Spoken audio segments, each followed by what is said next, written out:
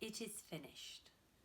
This sentence marks the point where sin is dealt with, where the cross bridges the gap between us and God, and Jesus' work is completed. It's the work Jesus talked about, perhaps most poignantly, when he prayed the night before his arrest. It's also described way back in Isaiah 53, verses 5 to 6, where it says, "He was pierced for our transgressions. The punishment that brought us peace was on him, and by his wounds we are healed. We all, like sheep, have gone astray. Each of us has turned to our own way, and the Lord has laid on him the iniquity of us all." It is finished.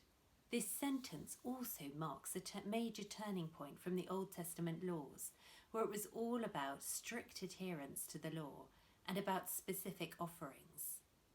Some of this shift had already started, Jesus' healing on the Sabbath, and his explanation of the commandments already signposted to this.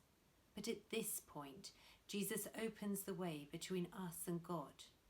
In Luke's description, it says, "The curtain of the temple was torn in two," a visual reflection of the change, the barrier between us and God being broken, and a new way of how we can pray, seek forgiveness, relate to God. I'm struck by two things about how the sentence is phrased. It is finished. Firstly, it is unambiguously definitive. There's not a maybe or an almost or a nearly. This points us towards Easter Sunday, and that we are able to come before God just as we are and ask and receive God's forgiveness, love and grace. It reminds me of the verse in Luke 11, "For everyone who asks receives, the one who seeks finds, and to the one who knocks the door will be opened." I'm also struck by how the sentence is framed. Jesus doesn't proclaim the accomplishments, but the completion of the work. In contrast to some of the earlier statements on the cross, this sentence doesn't start with I or me. The emphasis of the language gently hints at the servant-like approach of Jesus.